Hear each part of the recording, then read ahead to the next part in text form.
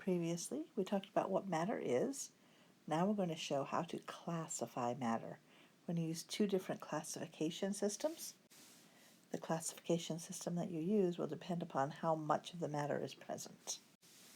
So previously, we said that matter is any substance that has mass and takes up space. The two classification systems that we look at will depend upon how many there are present. So one type of classification will look at the individual particles that are present. When these individual particles come together, they make up a collection. And the second classification system that we'll use will look at those collections of particles. So one way you might think of this is the individual particles are something like you are an individual, your mom is an individual, and then when we put a collection together, we're going to have a classroom, a school, a party, a household. And so when we talk about a collection, we're talking about thousands upon thousands of individual particles. The type of particle present will tell us what type of collection we have. So first, let's focus on those particles. The four major types of particles that make up matter are atoms, molecules, ions, and formula units. Atoms are the simplest particle of the element that possesses all of the properties of that element. We do have smaller particles called protons and neutrons and electrons, but they do not possess the properties of an atom or an element. These atoms can be represented by the symbols that you've memorized from the periodic table. I'm going to draw it as just a circle here.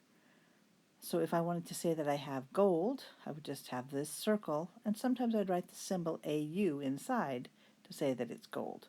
As we're writing it, we would just write the AU. To symbolize it in a drawing, we would just draw a single circle, and sometimes I'll put something inside. Sometimes it'll be blank because we're not indicating what the element is. Next, we can look at molecules. So molecules are individual particles that are composed of two or more atoms chemically combined or chemically bonded. The atoms in a molecule could be the same or they could be different. Molecules are represented by formulas. So formulas tells us which atoms are present and how many there are. For example, I could have the element hydrogen, which is going to have one H and another H, so we're going to write it as H2, and then that could have two circles joined together, not separate from each other, but joined together. That would be our symbol for hydrogen and a representation, a drawing of what hydrogen would look like. We could also have something with two different atoms. For example, we could have water. It has two hydrogens and one oxygen. So we'll draw one circle for the oxygen and two attached circles for the hydrogen. They have to be bonded together, so they're going to be attached to each other. If they are floating apart, they are separate atoms that are just blended in the same container. Notice then when we talk about a formula, it could be the element symbol with a subscript, or it could be two different atoms. So it does not have to be a subscript, but by putting them in the same formula, we know that they are joined together chemically. Next we have ions. Ions are atoms or molecules that have a charge. That charge is caused by the removal or addition of an electron, but we're not going to worry about that yet. We just know that it does have a charge, and you'll be memorizing that list of charged ions later. You'll see that in Unit 2. So ions are represented by symbols or formulas depending upon whether it's a monoatomic ion, which means an ion that is made of just one atom, or a polyatomic ion, something that's made of a molecule that now has a charge.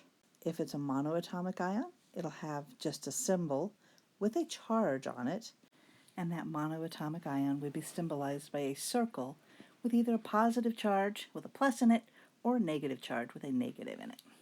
And then if it's a polyatomic ion, which means it has several particles present, it will have a formula with a charge on it, which will be drawn like this, with two or more circles joined together and a charge on it. An example of a monoatomic ion might be something like sodium, which is Na with a plus charge. That is still considered a symbol even though it has a positive charge on it.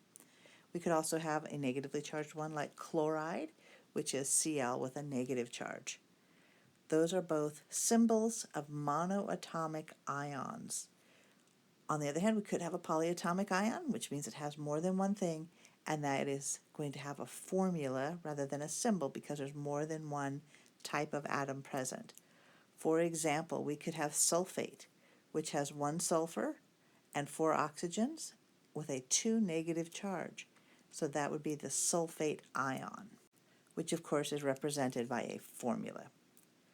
Our last group is called the formula unit. A formula unit is similar to a molecule in that it is 2 or more atoms that are joined together by a very strong chemical bond. The molecules have a stronger bond than the formula units do, but they are similar in the way that they work. Molecules have strong covalent bonds. Formula units have strong ionic bonds.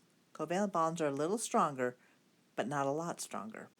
Formula units are neutral particles that are composed of ions. Those ions have a charge on them, but altogether the whole thing, when it's a formula unit, has no charge.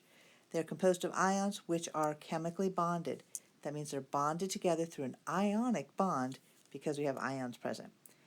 Formula units are represented by formulas. Again, because there's more than one type of atom present, it's going to have a formula. Notice that there's no charge on this. So for example, if I took a sodium ion, which has a +1 charge, and a chloride ion, which has a -1 charge, and we put them together, the total, +1 - 1, is 0, and that is a neutral compound. That would be represented by the formula NaCl. Let's summarize the types of particles visually. So we have the atom, which is composed of a single unit. For example, gold. Put a little AU in here, and then that is symbolized by the symbol AU. We have molecules. Molecules are single particles which are composed of 2 or more atoms which are held together by very strong bonds. Those bonds are going to be called covalent bonds because it's a molecule, but we'll talk more about that later. The molecules can be made up of the same type of atom. So that means something like hydrogen here, where we have 2 H's that are attached to each other to make a formula H2. Or they could be made up of 2 different types of atoms. So for instance, something like water, which has an oxygen with 2 hydrogens attached to it, and we have the formula H2O. Or we could have ions. Now ions are something that has a charge. So it could be either an atom or a molecule, but it has a charge. And so that becomes a little bit different. We call that an ion.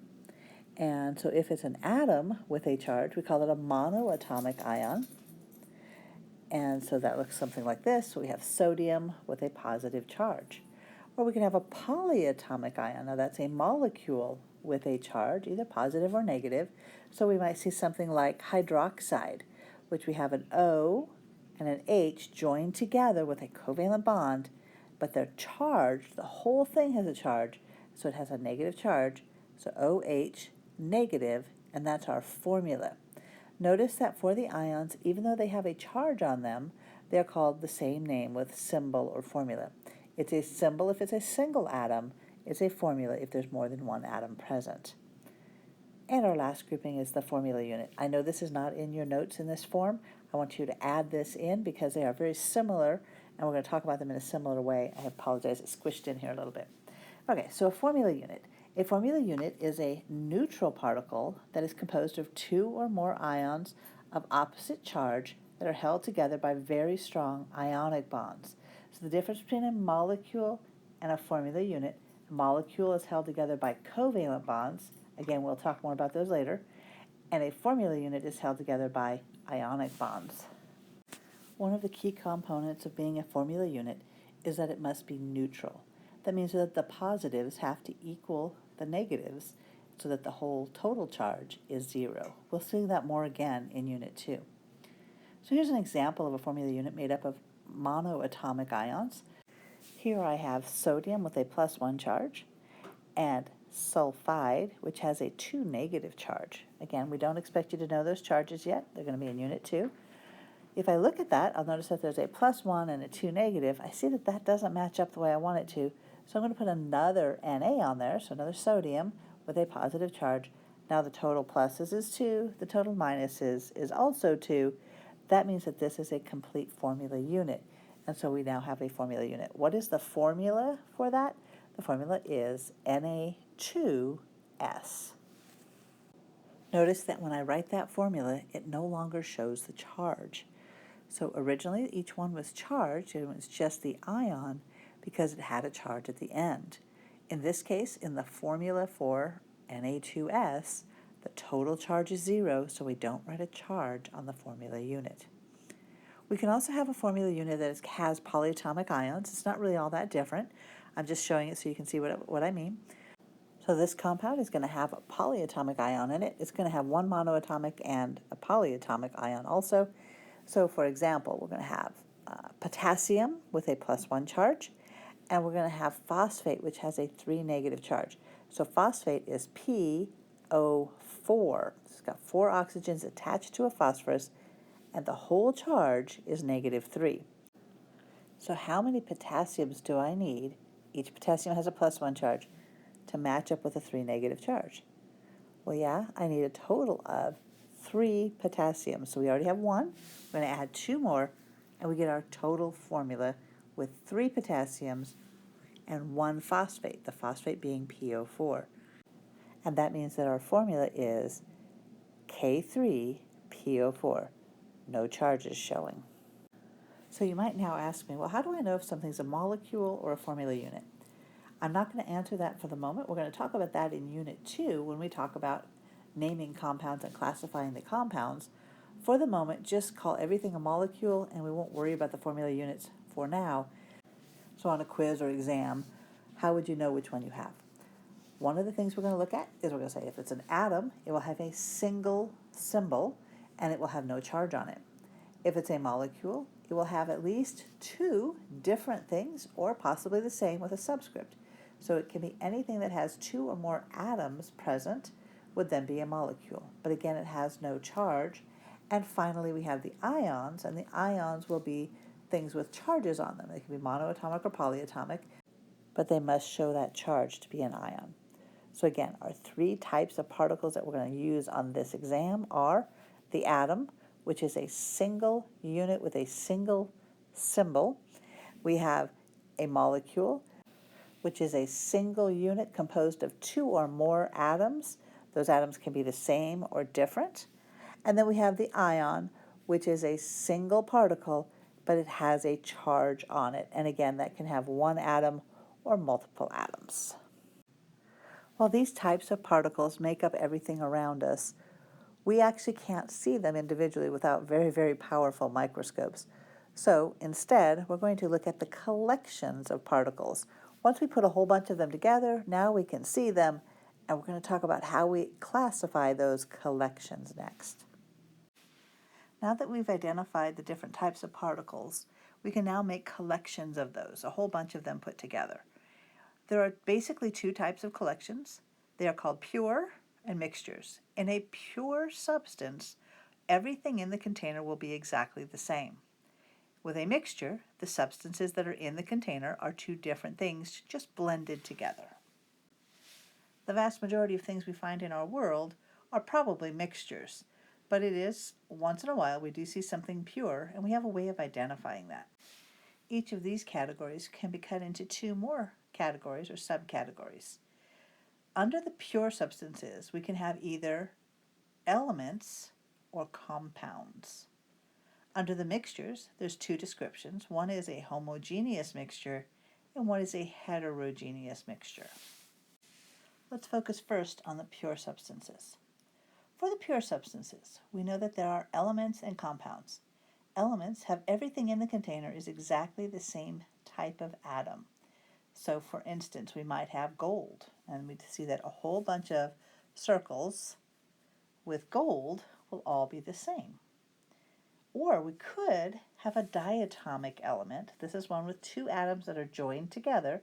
So this starts with a molecule, And so we'll see a bunch of those, and everything in the container is H2. So 2 circles with H's in them. H2, H2. Everything in the container is the same. These are both types of elements. One is an atomic element, one we call a diatomic element, and we're going to talk more about those as we continue on. There are other elements that have more than 2 atoms joined together, but in this class we will not use those at all. And for our compounds, we're going to see that those are, again, molecules or possibly formula units. We're not going to separate those two in this unit. We'll talk about it in the second unit. But we're going to say that there are collections of the same substance, but they're joined together chemically. So here's an example of some molecular compounds. We'll try water, so H2O, H2O, H2O. Notice that they're all the same. Everything in the container is exactly the same. We could have an ionic one, which we call a formula unit, and in that case, it's still a compound, but now we're going to have something like Na plus Cl minus, Na plus Cl minus, Na plus Cl minus. Notice how they're still joined together by an ionic bond, but they are joined together. These are both types of compounds. Later on in Unit 2, we're going to identify the different categories of compounds, but for this part, you just need to recognize it as a compound. So again, the elements and compounds are both pure substances. Where people often get confused is with compounds. So compounds look like they have 2 different things in here. Here I have an Na and a Cl. That is not a mixture because they are bonded together chemically. Some examples of mixtures I'll draw over here. We might have, for a homogeneous mixture, we might have the NaCl in water. So you'll see NaCl, and you'll see 3 or 4 waters around it. And here's another NaCl and some water around it. A couple of things that we can see from this. I can have variable concentrations because the water and the NaCl are not combined together. They're in contact, but they're not connected. That means I can have 3 waters or 4 waters per NaCl. I could have 5 or 6 or hundreds. The variability of this means that I can't draw any kind of formula for it. And here's an example of a element and a compound. So let's put gold, put a whole bunch of gold circles down here, and we're going to put that with water, and so we're going to put H2O all over the top. So what do we see that's different about these two? Why am I saying that they're 2 different things? In the homogeneous mixture, the sodium chloride is spread within all of the water. It's all mixed together. In the heterogeneous one, you can see that I have these balls at the bottom, and we have this clear liquid at the top. And what that shows us is that they are 2 separate layers, and so we call that heterogeneous. So let me tell you what those definitions are. Homogeneous means that everything looks the same, may or may not be the same, but it looks like it is. And heterogeneous means that the 2 particles, you can actually see the layers, you can see different parts of it.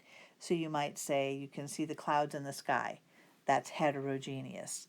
You can see in a rock, you can see lots of speckles and dirt and things like that. That's heterogeneous. A chocolate chip cookie would be heterogeneous because you can see the chocolate chips separate from the rest of the cookie. In a homogeneous mixture, you cannot tell that there is something in there. It just looks like, well, it looks like it could be pure or a mixture. And that's one of the tricky things about this whole classification system. How do we know if it's pure or a mixture? Well, we have to look at the formulas to figure that out sometimes. So if I tell you that I have 24 karat gold, that is considered pure gold, and that is 100% gold atoms.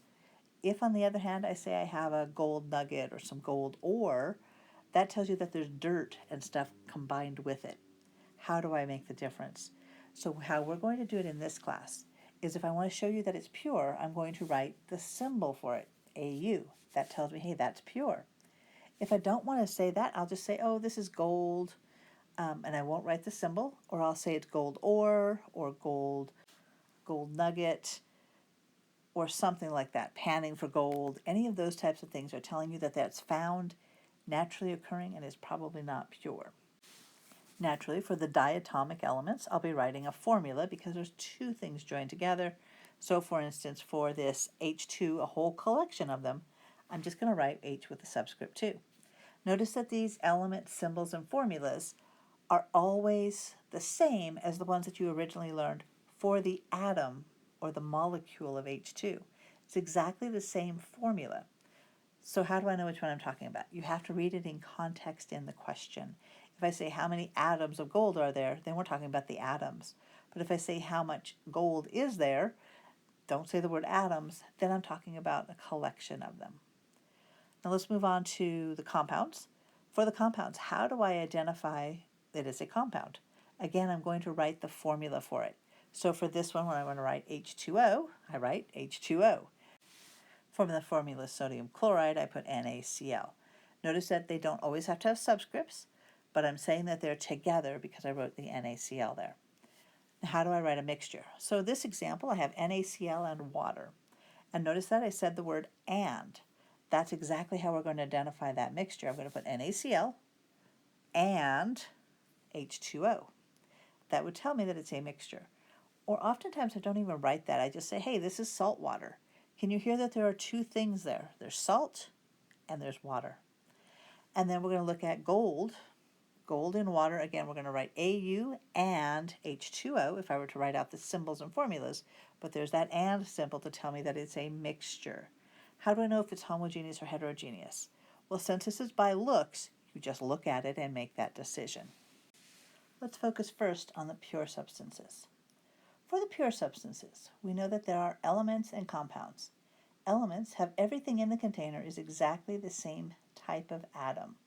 So for instance, we might have gold, and we see that a whole bunch of circles with gold will all be the same. These types of elements, monoatomic elements, made up of only atoms, are represented by symbols. We write just a symbol for gold as just Au. Notice that that symbol is the same as what we saw for the atom gold, which was also Au. Could have a diatomic element. This is one with two atoms that are joined together. So this starts with a molecule, and so we'll see a bunch of those, and everything in the container is H2. So two circles with H's in them. H2, H2. Everything in the container is the same. These molecular elements are represented by formulas. Because we have this 2 subscript, we call that a formula, and so we have H2. Again, that would be a molecular element. All of the atoms are the same. They're all made up of hydrogen, and so it's considered an element. These are both types of elements. One is an atomic element.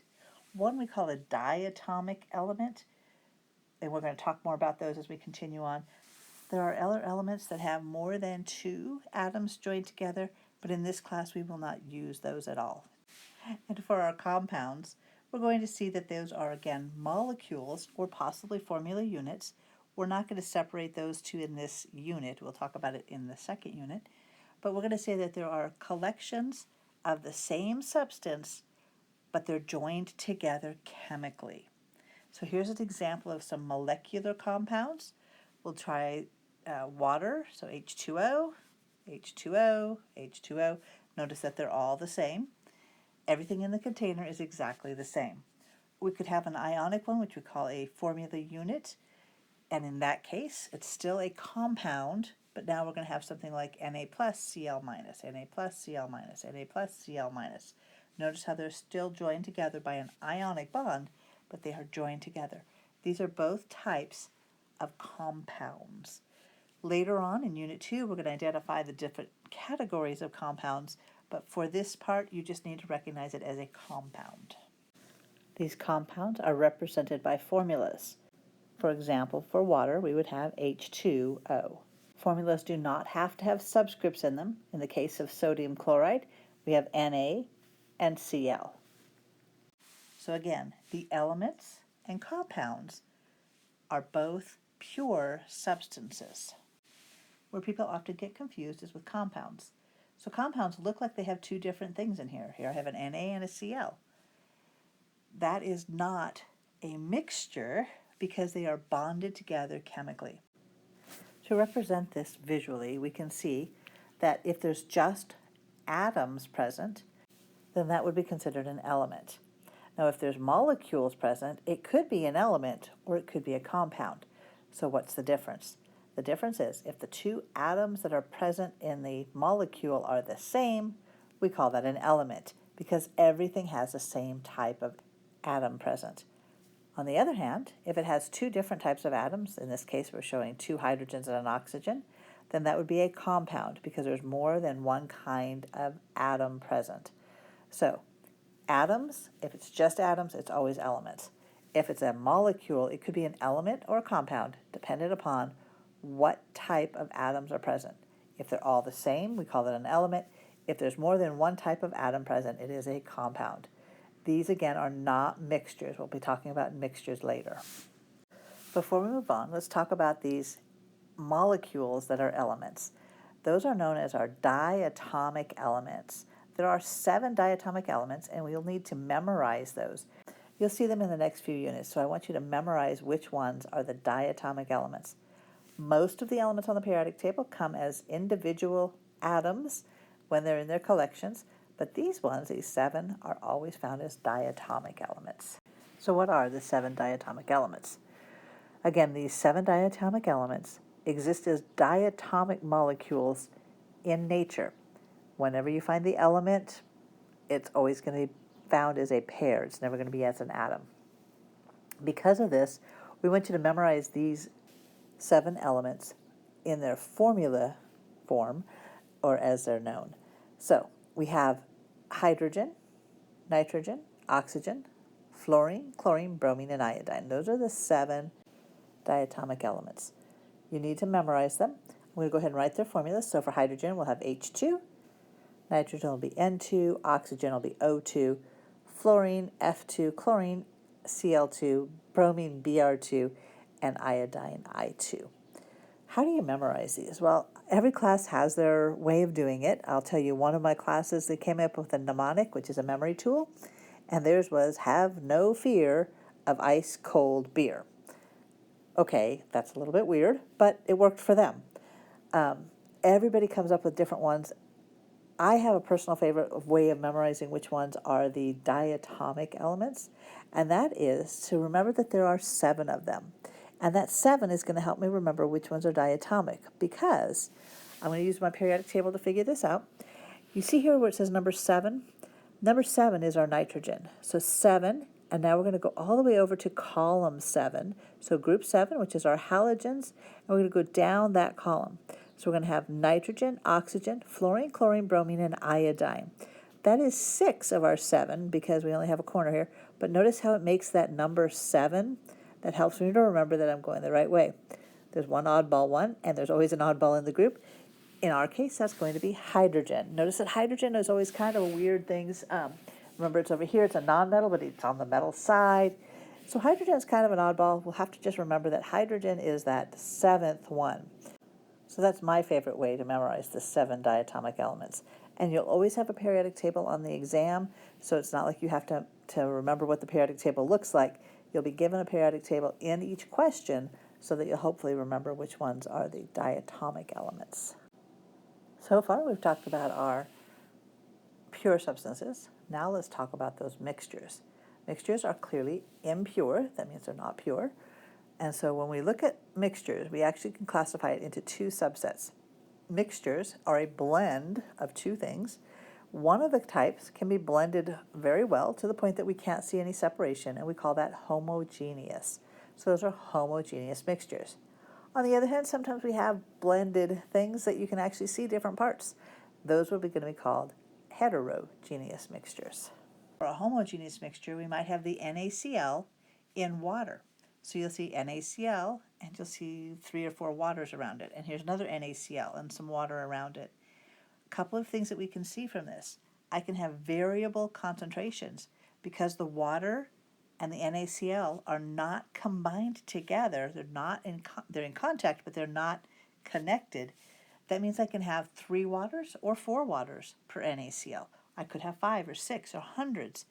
The variability of this means that I can't draw any kind of formula for it. Now let's look at a heterogeneous mixture. For this example, we're going to use some gold circles down here at the bottom, some water on top. So we can see that this is a mixture because we have both H2O and AU. But why do we call this heterogeneous mixture versus which we called homogeneous mixture? In the homogeneous mixture, the sodium chloride is spread within all of the water. It's all mixed together. In the heterogeneous one, you can see that I have these balls at the bottom and we have this clear liquid at the top. And what that shows us is that they are two separate layers, and so we call that heterogeneous. So let me tell you what those definitions are. Homogeneous means that everything looks the same, may or may not be the same, but it looks like it is. And heterogeneous means that the two particles, you can actually see the layers, you can see different parts of it. So you might say you can see the clouds in the sky. That's heterogeneous. You can see in a rock, you can see lots of speckles and dirt and things like that. That's heterogeneous. A chocolate chip cookie would be heterogeneous because you can see the chocolate chips separate from the rest of the cookie. In a homogeneous mixture, you cannot tell that there is something in there. It just looks like, well, it looks like it could be pure or a mixture. And that's one of the tricky things about this whole classification system. How do we know if it's pure or a mixture? Well, we have to look at the formulas to figure that out sometimes. So if I tell you that I have 24 karat gold, that is considered pure gold, and that is 100% gold atoms. If, on the other hand, I say I have a gold nugget or some gold ore, that tells you that there's dirt and stuff combined with it. And now comes in the question, how do you know the difference? If you can't see the difference, how will you know on the test the difference? Let's look into that more. So how we're going to do it in this class is if I want to show you that it's pure, I'm going to write the symbol for it, AU. That tells me, hey, that's pure. If I don't want to say that, I'll just say, oh, this is gold, and I won't write the symbol, or I'll say it's gold ore or gold nugget or something like that, panning for gold. Any of those types of things are telling you that that's found, naturally occurring, and is probably not pure. Naturally, for the diatomic elements, I'll be writing a formula because there's two things joined together. So for instance, for this H2, a whole collection of them, I'm just going to write H with a subscript 2. Notice that these element symbols and formulas are always the same as the ones that you originally learned for the atom or the molecule of H2. It's exactly the same formula. So how do I know which one I'm talking about? You have to read it in context in the question. If I say how many atoms of gold are there, then we're talking about the atoms. But if I say how much gold is there, don't say the word atoms, then I'm talking about a collection of them. Now let's move on to the compounds. For the compounds, how do I identify that it's a compound? Again, I'm going to write the formula for it. So for this one, when I want to write H2O, I write H2O. For the formula sodium chloride, I put NaCl. Notice that they don't always have to have subscripts, but I'm saying that they're together because I wrote the NaCl there. Now, how do I write a mixture? So this example, I have NaCl and water. And notice that I said the word and. That's exactly how we're going to identify that mixture. I'm going to put NaCl and H2O. That would tell me that it's a mixture. Or oftentimes I don't even write that. I just say, hey, this is salt water. Can you hear that there are two things there? There's salt and there's water. And then we're going to look at gold. Gold in water, again, we're going to write AU and H2O if I were to write out the symbols and formulas. But there's that and symbol to tell me that it's a mixture. How do I know if it's homogeneous or heterogeneous? Well, since this is by looks, you just look at it and make that decision. When we look at the collections of matter, there are two major ways that we can look at them. One is by what we can see visually. That's the top method, where we can see if something is heterogeneous or homogeneous just by looking at it. On the other hand, if we want to look at the actual chemicals that are present, we would need to do some tests and find that out. We would be able to tell if something is pure or a mixture. So let's look at the top first. When we look at whether something is heterogeneous or homogeneous, if it is heterogeneous, we know that it must be a heterogeneous mixture. If it's homogeneous, it can be homogeneous mixture, it could be a compound, or it could be an element. What that tells us is that by looking at something, you cannot categorize the type of matter, except for the heterogeneous mixture. That one is obvious because you can see layers, or you can see swirls, or you can see speckles. Something makes it easy to identify. The other three, there's no way to look at it and know the difference. On the other hand, when we look at a description of something, we can decide if it is a mixture or a pure substance. And how will you know the difference? Well, the easiest way to know the difference is to look at the label. For the pure substances, it will have on the label somewhere, somehow, it'll be symbolized. Now this is for our course specifically, but it'll be symbolized. So if I want to say I have gold, I would say gold, and then I'll put in parentheses AU. If I don't say that, if I say gold nugget, that tells you, hey, that's going to be a mixture. Anything that has just a common name, we're going to be looking at as a mixture. If I give you a formula or a symbol, that tells you that's a pure substance. So that's one of our first indicators. And again, that's for my class specifically. It may or may not be true in every class. For elements, how we're going to symbolize that versus a compound, how do you know the difference? An element will have just one symbol present. A compound will have two or more different chemical elements present, bonded together. In the mixtures, you may have two or more elements present. In that case, it'll have the word and, or it'll say mixture, or it might say the word solution. All of those are signs that we have a mixture. How will you know if it's heterogeneous or homogeneous? That you have to do by looks. So you have to look at it. By definition, homogeneous mixture means you cannot see the parts. Heterogeneous mixture says you can see those parts. And one of the ways that we would know that something is homogeneous, not by looking at it specifically, but by the label, will be the word solution. If you see the word solution, that indicates that it is a homogeneous mixture. So that's one of the terms you'll need to know. Let's look at some examples of each of these four groups of collections of matter. So this is not exactly the way that we would see it in real life. Normally we would do some chemical tests to identify whether we have an element, a compound, or a mixture of some sort. Since we can't do that, we're going to be giving you indications on exams and quizzes of how we can identify this substance as an element, a compound, or a mixture. So here's the simple ways that we're going to do it. We are going to cheat a little bit by adding a label into the question. So if it's in lab, you'll see a label on the bottle or container. If it's in lecture, in the quizzes, on exams, you will always see a label somewhere that tells you exactly what is in the container. We're going to indicate that it's a label by drawing a box like this so that you can see what we're talking about. If we're talking about an element, we're going to be talking about something with a symbol. It may have a formula if those two symbols are the same. As long as the symbol's the same, it might be a formula. We can have compounds, and those should have two separate types of symbols. Homogeneous mixtures and heterogeneous mixtures will be indicated that they're mixtures by things like in, and, plus, or that they have two different things combined in the sentence. You can hear that there's two things. There are many different ways that we can indicate it's a mixture, so we'll be looking more in depth at that. But when I want to tell you that I have an element or a compound, you will see either a symbol or formula. For example, I might tell you that I have gold, and when I say that I have gold, I'll put AU to indicate that it is pure. So now that I know that it's pure, because I can write a symbol or formula, I have to decide is it an element or a compound. We should see that that is an element because there's just one element symbol present. If it were a compound, it would have at least two different elements present.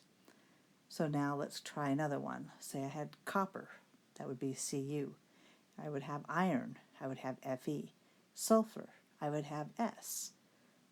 Oxygen, I have O2. Now notice this is a formula, not a symbol, but when we're looking at that element, when I talk about the element oxygen, it'll be written as O2 because that is how it's found naturally occurring. And that is true for our 7 diatomic elements. So that's hydrogen, nitrogen, oxygen, fluorine, chlorine, bromine, and iodine. Now let's look at a couple of compounds. We have, for example, water, which we've talked about before. We have H2O. The formula has H's and O's, and there's subscript in this case. It doesn't always have to have a subscript, but that tells us that it's a compound because there's two different elements, hydrogen and oxygen, are present. I might have something like copper 2 oxide. Hopefully that sounds very chemical to you, which is a good clue that we have either an element or a compound because it sounds like a very chemical name. So it's not an element because we have two different things. We have copper and oxygen present. And our formula will be CuO. Notice there's no subscript here, but this is still a compound. We might have something much more complicated like copper 2 sulfate decahydrate. Okay, this one looks really busy. It's got the Cu, it's got SO4, it's got dot H2O. That is still all one compound. The dot H2O is saying that it's bonded to the rest of that chemical. At this point, you won't have to know much more about it. We're just saying that those are all of the things that are present, and that tells us that this is still a compound because I could write a formula for it. Now let's look at a homogeneous mixture. This is where you're going to really be able to identify it in this class. So here's one example, Kool-Aid. Does that sound very chemical to you? Well, if you look on the back of the container, it might look a lot more so. But very often with the homogeneous and heterogeneous mixture, they're going to have a common name. Air. Oh, air, well that would be a mixture. And it's going to be homogeneous because you don't see different layers in the air. And now here's a tricky one for you. How about tap water? Tap water is a homogeneous mixture. It's got a lot of salts and things like that in the water. And yet before I said water was a compound. How you're going to know the difference is when I said it was a compound, notice that it had the H2O in brackets. When I say tap water, it's telling us it's coming out of your faucet. That is going to be a mixture. Hopefully, your water doesn't have layers or specks or junk in it, and it's homogeneous. And here's a couple of little tougher ones. We have bronze and steel. When I describe steel, that is carbon in iron. So that tells me that that is a mixture of some sort. And when I look at it, you shouldn't see different layers in there, and so that tells us that it's a homogeneous mixture. In the case of bronze, we have tin that is mixed into copper. Mostly copper, but a little bit of tin is mixed in. So these ones, how do you know that they're homogeneous mixtures? Again, you're looking at them to see that they're homogeneous, and you'll notice that it did not give you any formulas with it. If you do see something like SN in Cu, that gives us a clue that this is a mixture. Other things you might see are salt water, sugar water, and again, those are telling me that I have two things mixed together because it has two common names, sugar, water. That kind of tells me that there's a blend of those things. Finally, one of the big clues that we have a homogeneous mixture is the word solution. If you see the word solution, you know that it is a homogeneous mixture because that is the definition of a solution, is that it is a homogeneous mixture. And finally, let's look at the heterogeneous mixtures. For our heterogeneous mixtures, let's think of something like a rock, muddy water, marble, salad dressing, chocolate chip cookie. Hopefully these ones are obvious to you that they have things in them. You can see chunks, you can see pieces, you can see layers, something like that to tell us, hey, we're looking at a heterogeneous mixture. Notice again, no symbols, no formulas, and it's just a blend of things that do not really mix well together, so you're going to see layers. Later in lab, we're going to see one that says iron and sulfur. It's going to have the and symbol in it that tells us that it is two separate elements blended together. And then you'll look at it to see, is it homogeneous or heterogeneous? Can you see layers or not? And now it's time for you to try some. I'm going to provide you some different substances. I want you to identify each one as pure or a mixture, and then once you know if it's pure or a mixture, you can identify it as an element, a compound, a homogeneous mixture, or heterogeneous mixture. To make this a little easier, I'm going to separate this into the 4 quadrants, and you can place the substance in the correct quadrant. Let's try silver nitrate. That's AgNO3. So to start with, we have to decide, is it pure or a mixture? I've written a formula for it, and it also sounds very chemical, so we're going to go with that one is on the pure side. Now, is it an element or a compound? It has more than one element present, so that means it must be a compound. So silver nitrate is a compound. Tomato sauce. Hopefully you can tell that tomato sauce is a mixture. One of the clues was that it was a common name, and then now we have to decide, is it homogeneous or heterogeneous? Sort of depends on which one we're looking at. I'm going to assume there's chunks of tomatoes in there. I'm going to call it a heterogeneous mixture. Tomato paste may have been more of a homogeneous mixture. Silver, Ag. Notice that silver has a symbol with it that tells us that this is pure. Now we just have to decide, is it an element or a compound? And again, this one has just Ag there. It's all silver, and so silver is an element. How about chicken noodle soup? Chicken noodle soup doesn't sound too chemical, although it's definitely got chemicals in it. Everything has chemicals in it. We're going to have to say that it's a mixture. Is it homogeneous or heterogeneous? Well, hopefully that's clearly heterogeneous because you can see, hopefully, the chunks of chicken and the noodles and then the broth. Grape juice. Again, common name. I'm going to put that as a homogeneous mixture made of grapes and water. And, well, you can read the label. So we're going to say that this is homogeneous because all of it looks the same. We don't see chunks of things. Iron 2 sulfate, FeSO4. First you look at it, you see that there is a very chemical sounding name. Kind of gives you some idea that it might be on the pure side. Notice that we wrote the formula for it that tells us that it is definitely pure. Is it an element or a compound? Well, it has more than one element present, so it must be a compound. Now we'll try one that's very similar. Iron 2 sulfate solution. And we're going to put FeSO4 and then put a little AQ here. AQ means dissolved in water. And so that means that this is a mixture of some sort. And when it says solution, that indicates that it is a homogeneous mixture. Remember, the definition of solution is some type of homogeneous mixture. How about an egg? Hopefully an egg does not sound too chemical to you. Again, it has lots of chemicals present, but normally we have common names for things that are mixtures. So an egg is going to be a mixture of some sort. We see that there's a center part, a yolk, a white, a shell. We got all these different parts to it. You can see that there are layers in there. That tells you that this is a heterogeneous mixture. How about shampoo? Shampoo, again, has a common name. If you look on the back of the ingredients, you'll see a lot of different things are in there. That tells us that this is a mixture, and this is going to be homogeneous because usually you don't see chunks in your shampoo. Now let's try a tricky one. What if I tell you I have pure orange juice?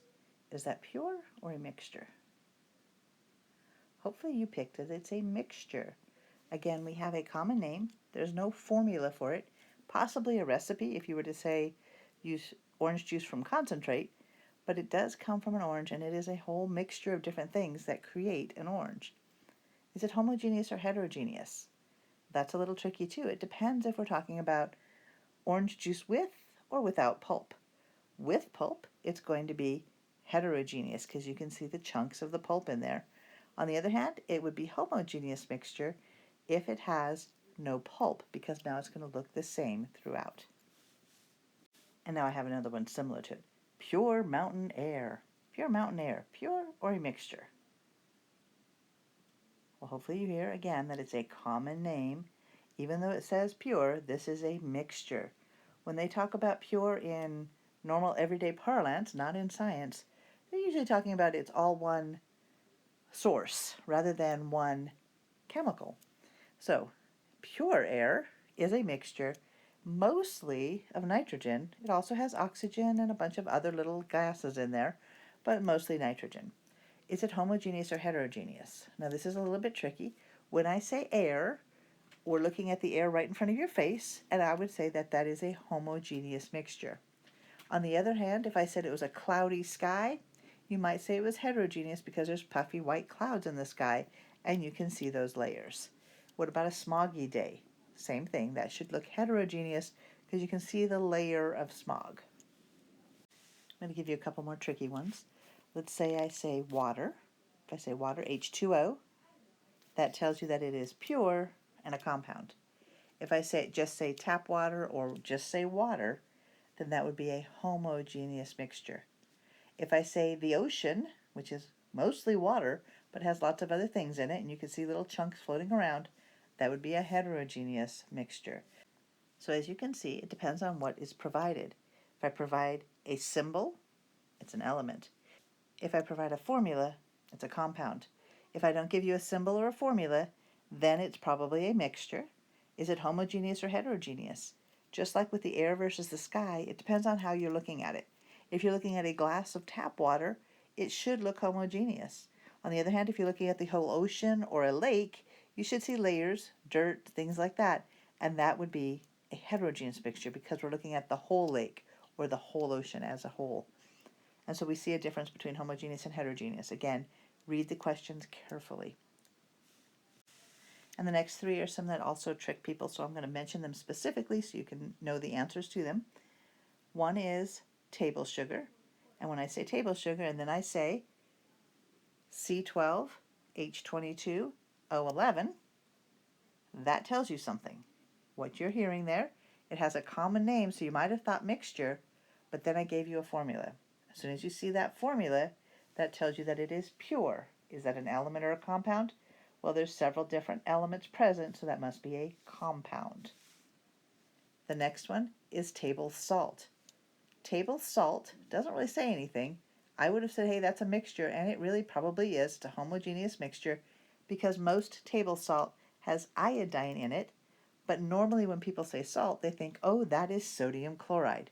So if I put salt and I put NaCl, which it really should say sodium chloride, the real name for it, but if I put NaCl, that is a formula, and that would be a compound. It would be pure and a compound. If I just say salt, then that would have to be a homogeneous mixture because it doesn't look like there's different things, and there are different parts in there. And the third one that is commonly mistaken is baking soda. Baking soda has the formula NaHCO3.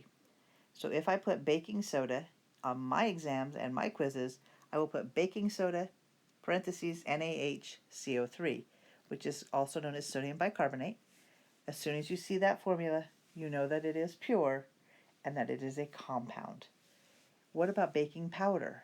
Notice that I didn't say a formula, so baking powder actually is a mixture. And you'd have to think about your cooking. Most of you haven't cooked a lot with baking powder, but if you have, you'll notice that it is a homogeneous mixture. On my exam, I won't usually ask something like that because in case you haven't cooked, you might not know what it is. I try to ask things that you would know, like soda and Kool-Aid and Jell-O and that type of thing.